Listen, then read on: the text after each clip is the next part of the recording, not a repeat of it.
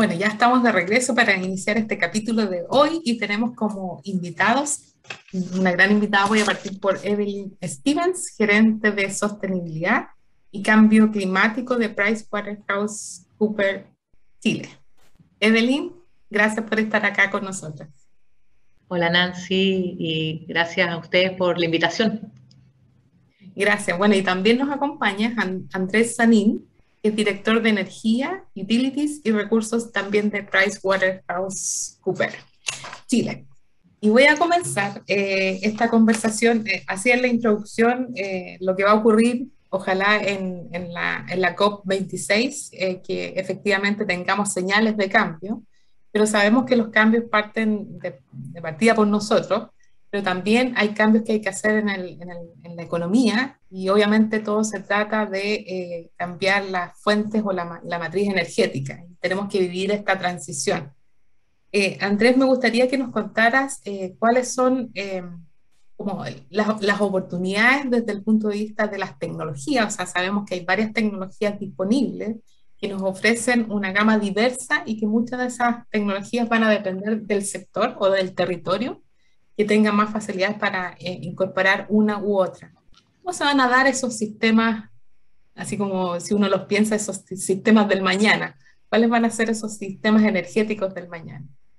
Por supuesto, primero que todo, Nancy, gracias por la invitación a ti y al equipo de Divox. Encantados de primero hacer parte de esta serie de trabajos fundamentales en lo que es el futuro de nuestras industrias clave. Mira, a tu pregunta, yo quisiera partir antes con unos datos un poco más duros antes de entrar a lo que es las tecnologías per se, porque es entender el contexto en el que nos movemos. ¿Qué tecnologías van a ser implementadas a futuro con todo este proceso de transición? Es aún una gran respuesta pendiente. Hay atisbos de hacia dónde van las cosas, pero yo creo que lo más relevante acá, y creo que es lo que quiero recalcar, es que no es solamente porque estemos en la semana del COP26, donde los tópicos que tratamos hoy son relevantes, es principalmente que estamos contra el reloj. El reloj está avanzando, no está parando. En el día de ayer, el programa de la ONU para el Medio Ambiente, la PNUMA, publicó que independiente de todos los avances que hemos tenido desde el Acuerdo de París en 2015, estamos a un ritmo de calentamiento global que se acerca al 2,7 grados centígrados superiores al actual, que está muy lejos de lo que es el 1,5, que es la pretensión para evitar el colapso del sistema climático como lo conocemos hoy. Esto acarrea, esto es un terremoto, Nancy, lo que estamos viviendo a nivel de cómo deben cambiar los sistemas energéticos, adaptar las tecnologías, pero sobre todo, Nancy, quiero hablar de algo que para mí es aún más clave, es la forma en cómo nosotros mismos visualizamos la importancia del tema. En la minería, tú, yo, Evelyn, hemos tenido la posibilidad de ser parte del mundo minero, está la frase seguridad primero. Yo creo que a nivel global, esa frase debiésemos transformarla al clima primero. Y no solamente a nivel de industrias como la minería, como la energía, como la infraestructura, como la manufactura, como la producción de alimentos, sino sobre todo como vivimos nuestro día a día, donde el clima primero va a ser un factor y todo va a girar en torno a lo que son el entendimiento real de lo que es la circularidad. Te doy, por ejemplo, unos datos. Hoy nosotros tenemos una matriz energética global donde el 80% total de la matriz funciona bajo tres fuentes energéticas: el petróleo, el gas natural y el carbón. En los últimos años, y particularmente los últimos 5 años, se habla mucho de el desescalamiento del carbón como una de las principales fuentes de greenhouse contaminante crítico a generar. Entonces, el primer gran shift que vamos a enfrentar es qué tan rápido podemos desescalar el uso del carbón sin afectar nuestra matriz energética y hacerla sostenible, reemplazándola a un paso acelerado con otras fuentes que en general han sido renovables, y dentro de las renovables, las dos clásicas son la solar fotovoltaica y la eólica, ¿vale? En países como el nuestro hay eólica onshore. En países como los europeos, el mundo eólico se gestiona un poco con mayor fuerza a nivel del offshore. Te estoy hablando de países que son críticos para lo que es el mundo eólico, como lo que es Gran Bretaña, Alemania y China principalmente, que son los que controlan la mayor parte, casi la mitad del sistema de generación energética eólico global. Ahora, dicho eso, aparecen, y esto es lo más interesante de este proceso de transición, en que hoy los sectores involucrados en el procesamiento, no solamente de la generación, la transmisión, la distribución, sino también los alimentadores energéticos como de combustibles fósiles, casi que funcionan separados. Históricamente tú hablas de las industrias de petróleo y gas, hablas de las industrias extractivas como la de minera, hablas de sectores como el de electricidad y servicios, y hablas del sector de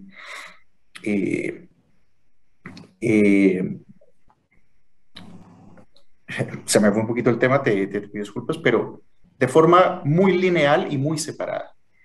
A lo que nos vamos a estar enfrentando, Nancy, en adelante es a una realidad de convergencia. Vamos a empezar a ver una transición en las empresas de estos sectores, en una convergencia y en una yuxtaposición de factores donde se van a cruzar. Cada vez más vamos a empezar a ver petroquímicas, empresas internacionales de petróleo, grandes utilities, enmarcándose en inversiones, fusiones y modos de proveer productos y servicios que antes no eran prioritarios. Esto también aplica, entre otros, para las mineras, que también deben reinvertir el flujo de su circularidad. Ejemplos de estos, ¿dónde se ven? Cuando hablamos hoy de un Shell, hablamos hoy de un Total, hablamos hoy de un ExxonMobil, hablamos de una BP, cada vez más en sus portafolios de inversión estamos viendo adquisiciones o de grandes utilities renovables o de grandes portafolios preadquiridos con derechos de propiedad de tierra para la expansión de energías renovables, e incluso coinversiones en empresas para generación de biocombustibles, para empresas que se dedican al reciclaje del carbono, empresas de almacenamiento de baterías o almacenamiento en baterías, y lo que son el gran título de la canción de los últimos meses, te diría yo, del último año, que son los combustibles en base al hidrógeno, y particularmente el hidrógeno verde, que tan sonado hasta últimamente. Son como el tipo de transiciones que vamos a empezar a ver cada vez más para visualizar que de aquí al 2050, Nancy, un poco la expectativa es que este shift del 80% de los combustibles fósiles hoy de nuestra matriz haga una transición casi al 90% de la matriz a energías renovables, donde menos del 5% del restante 10% sean combustibles fósiles, y aproximadamente el 5% restante se distribuyan en un uso inteligente de tecnologías como biomasa y nuclear, que son otros tipos de tecnologías que en ocasiones se confunden también como si son renovables, no son renovables, como que aún no hay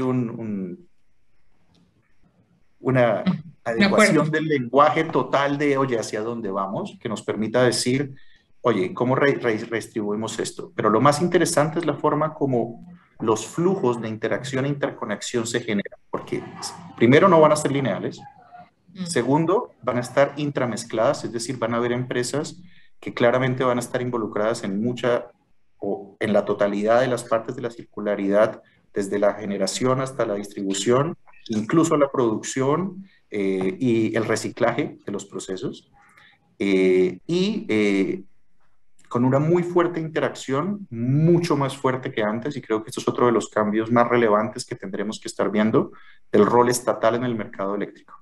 Si hoy es muy fuerte en los aspectos regulatorios, en los aspectos de ser el proveedor de los límites de batería, cada vez más el Estado se convierte en una fuerza de preparación de inversión para infraestructura crítica en el proceso de transición, y coinversor, es decir, un garante, casi un mitigador de los riesgos de los inversores privados para incorporarse en todo este proceso, tanto de innovación tecnológica, investigación tecnológica, retrofit de la infraestructura actual y finalmente lo que es también un cambio de conducta a nivel de la mentalidad de la gente, que creo, Nancy, es lo principal acá. Aquí pasamos de un shift, de un sistema que funciona desde la empresa hasta el consumidor, a un sistema que va a estar determinado en adelante de lo que el consumidor demanda, tanto en el requerimiento de energía, como en el uso que le da esa energía, como a los productos que consume guiado por la energía que tardó en efectuarse. No sé si fui claro ahí, creo que de pronto las perdí un poco, pero... Claro, y ese es tal vez ese concepto de sistemas, donde no es como los productores por separado, sino que se coordinan. Y en esa coordinación me imagino bueno, que nos falta alto en términos de ponernos de acuerdo, pero ahí me gustaría pasar a hacerle una pregunta a Evelyn, porque sé, Evelyn, que tienes harta experiencia en lo que ha sido el desarrollo de la regulación nacional. Y también nosotros tenemos una estrategia que ha sido exitosa en términos de pasar a energías renovables, pero que también estamos dando pasos también más grandes en términos de, por ejemplo, entrar al hidrógeno verde, pero también, o al hidrógeno como un potencial, ¿cierto? Una potencial fuente de energía para nosotros, pero también para exportar.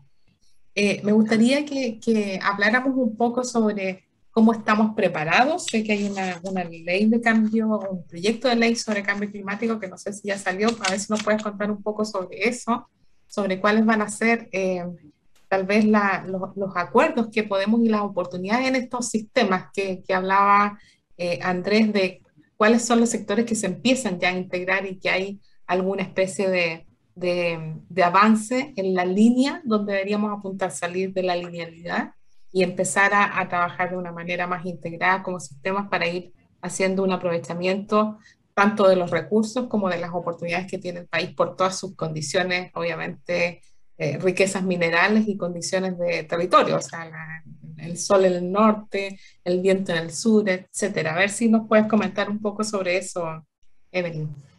Sí, y feliz de poder darte el marco general de cómo está trabajando nuestro país estos temas, porque hoy día, tal como decía Andrés al principio, cada acción climática ciudadana, de gobierno, de grupo de ciudadanos, importa y tiene una relevancia fundamental porque el tiempo ya se nos está acabando. Esta es la década donde tenemos que hacer los cambios, y si no lo logramos, no es que nos vamos a extinguir, pero sí las condiciones van a cambiar sustancialmente para cómo conocíamos la vida en este planeta. Entonces, ¿qué está haciendo nuestro país? Que en el contexto internacional realmente es insignificante. Nosotros emitimos aproximadamente 100 millones de toneladas de CO2 versus un China con más de 10.000, Estados Unidos con más de 6.000 millones de toneladas. Entonces, claro, nosotros no somos, y esto yo creo que lo han escuchado mucho, no aportamos significativamente, somos cerca del 2% de las emisiones globales, pero somos uno de los países más vulnerables al cambio climático, a recibir todos los efectos. Entonces, ¿qué ha hecho nuestro gobierno? Y esto ha sido una política de Estado que ha seguido. Lo primero fue el compromiso ante Naciones Unidas, donde el año pasado, a finales del año pasado, actualizamos nuestro compromiso, la NDC que se llama, donde dijimos que como país vamos a reducir nuestros gases de efecto invernadero al año 2030. Esto viene acompañado de, tal como tú decías, de la ley de cambio climático que hoy día está en el Congreso en discusión, a puertas de salir, ¿ya? Y donde ahí por primera vez íbamos a ser uno de los primeros, si es el primer país latinoamericano y uno de los primeros del mundo, que por ley vamos a fijar ser carbono neutral al año 2050. ¿Ya? ¿Por qué una ley? Porque eso desencadena cierto nivel regulatorio, sobre todo vinculante para el Estado, ciertos compromisos y obligaciones, y que ya justo el lunes acaba de ser publicada la Estrategia Climática de Largo Plazo, donde se definieron estas metas sectoriales de reducción o presupuestos de carbono, que se llaman por cada uno de los sectores de la economía, ¿ya? Con metas al 2030.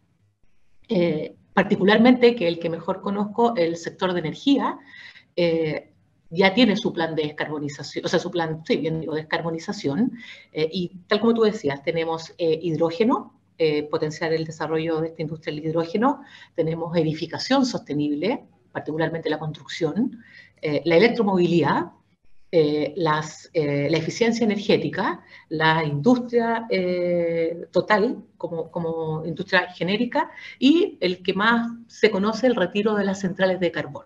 ¿Ya? Con todo eso, nosotros... ¿Y por qué la fuerza del sector energía? Porque sepan que a nivel nacional el sector energía representa más del 77% de emisiones de gases de efecto invernadero del país, de la torta nacional. ¿Ya? Por tanto, es un driver, es un conductor de esta transición energética. Las oportunidades, a ver, nosotros tenemos que, a lo mejor lo han escuchado, ¿cierto? Que tenemos como meta tener una matriz 100% renovable al 2050. Pero hoy día están todas las condiciones para adelantarlo al 2040, ¿ya? Hace poco, las últimas semanas, tanto la ACERA, la Asociación Gremial de Energías Renovables, como un estudio de SPEC, generaron densos estudios con el camino, la ruta para apurar esa descarbonización. No es a través de dictámenes o leyes que se están discutiendo en el Congreso, de adelantemos el cierre del 2025, 2030. No, esto es con un estudio que dice, lo podemos hacer, pero hay que cambiar ciertas regulaciones, cambiar ciertos diseños y invertir. La acción climática, el generar esta transición energética, no va a salir gratis, vamos a tener un costo y eso también lo tenemos que entender como ciudadanos, ¿ya? Nosotros, te decía, en cada una de estas oportunidades, por ejemplo, en hidrógeno verde, el país lo que quiere es que al año 2030 seamos un líder de exportación. Ya se habla con una meta de más de 2,5 billones de dólares al año, que sea el productor más barato de hidrógeno del mundo, y eso es porque tenemos mucha energía renovable con la cual se hace electrólisis, o sea, se hace la separación, ¿cierto?, de las moléculas y podemos generar este hidrógeno más barato con rangos de $1, $1.50 el kilogramo de hidrógeno, y ser este productor también líder de electrólisis a nivel mundial, ¿ya? Y a nivel interno, que sea un motor de desarrollo local, que podamos cambiar también nuestros sistemas productivos, tal como decía Andrés. En los ámbitos de electromovilidad, el Estado está haciendo el trabajo, porque aquí hay que apuntar al transporte, a masificar el transporte. Las licitaciones del Ministerio de Transporte para buses ya incorporan la electromovilidad. Se publicó hace unos días que en él, con SQM, también están viendo los primeros camiones mineros eléctricos. Por tanto, hay ahí tremendas oportunidades. En lo que es la industria sostenible, el agro está incorporando ya energías renovables en sus campos, no solo para la producción interna de sus consumos internos, mejor dicho, sino que además está mejorando la huella de sus hortalizas, de su producción, y por tanto le da una calificación mejor a ese producto. La industria, te decía, la industria sostenible, todo lo que es construcción también, el cemento, están calculando y están reduciendo los materiales en cuanto a la intensidad de carbono que requieren para su fabricación. Entonces, hay harta medida que va en ese sentido. Entonces, un poco complementar, el país se está preparando, está generando todo este marco, pero este es un trabajo conjunto, empresa, ciudadanía y gobierno. No hay bala de plata. Y en eso los actores están en línea. Por ahí leía también que obviamente la inversión está cambiando y también en esa línea se está invirtiendo más en proyectos que realmente cumplan con todos estos requisitos, o sea, que sean proyectos sustentables y por lo tanto, uno le dicen verde, otros no, el concepto de repente todavía no está claro como hablábamos antes, pero en el fondo seguir con estos lineamientos de invertir en sectores industriales que estén haciendo estos cambios.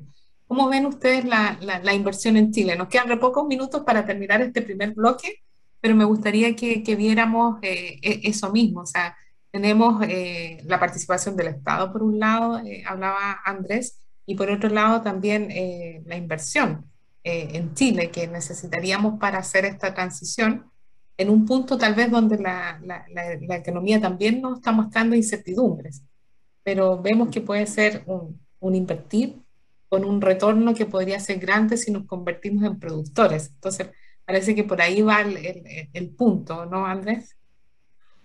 Sí, mira, Nancy, yo te voy a dar uno de los grandes drivers de cualquier transformación es el capital y no lo podemos negar y en ese sentido la disponibilidad que tengamos de los medios para realizar una transformación, yo no quiero que esto que suene tonta la palabra porque la verdad es que se maltrata mucho la palabra transformación y casi que se vuelve como normal. Ah, una transformación más.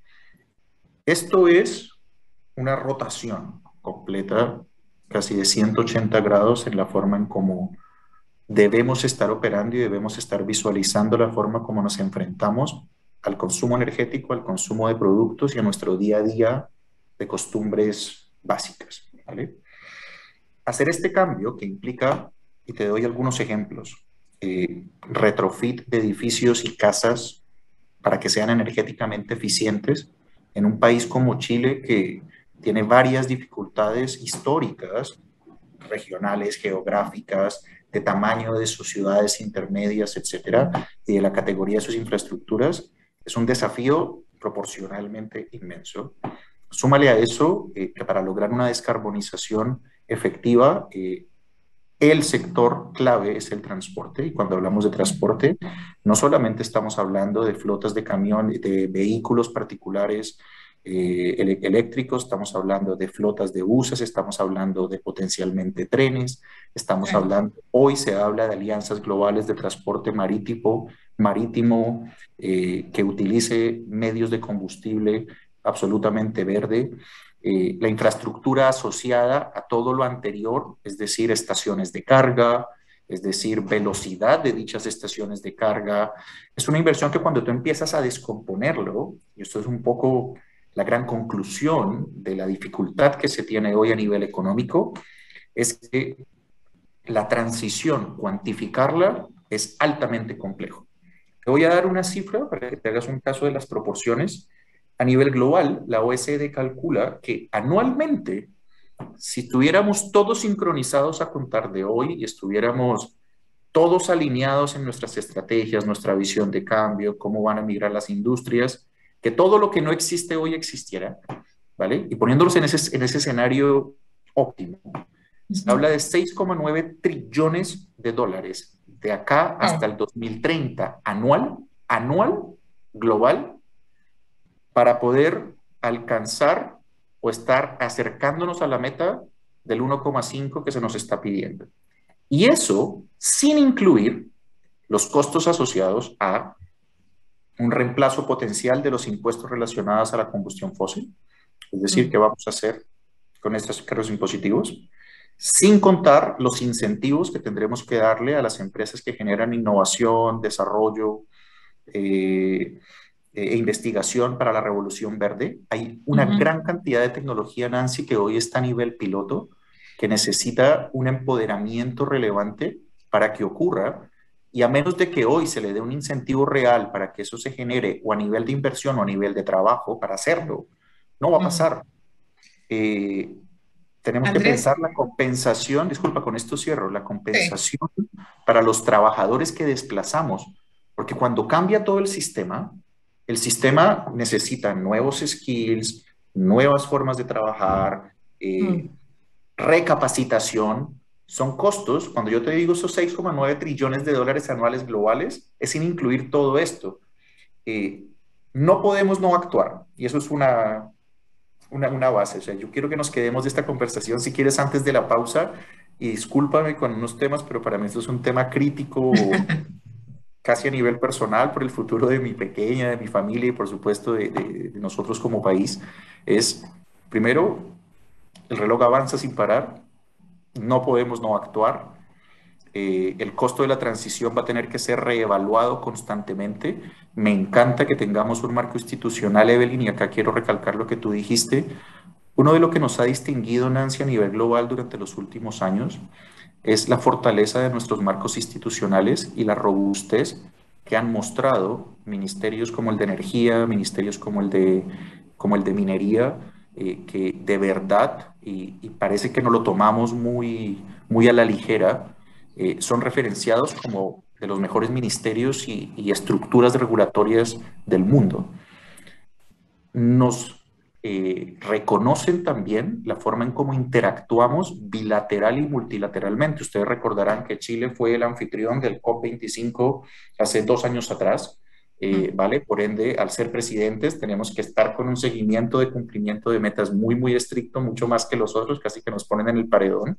Pero creo que todo esto son buenas noticias, que lo que debemos hacer, Nancy, es protegerlo. Nosotros debemos proteger un marco institucional que hoy cada vez se robustece más, pero que no es un único momento, no es una fotografía y esa fotografía queda instantánea en el 2021, el 29 de octubre, no.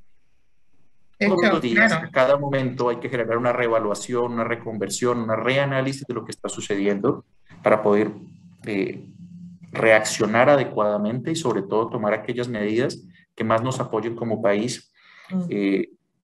Porque, ¿cuáles son nuestros drivers acá, Nancy? ¿Es solamente descarbonizarnos?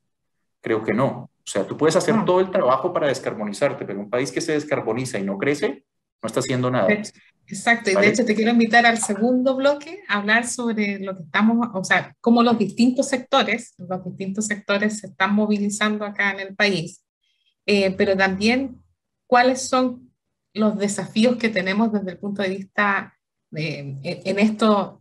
El sector minero juega un rol, pero también hay ciertas aprensiones a nivel nacional de la minería y su impacto ambiental. Entonces tenemos escasez de agua, o sea, a nosotros el cambio climático nos está pegando por la escasez de agua. Entonces hay ciertos aspectos que la minería también, por ejemplo, tiene que revertir, ¿cierto? Entonces nos vamos a ir a una pausa y volvemos entonces para hablar de estos otros temas.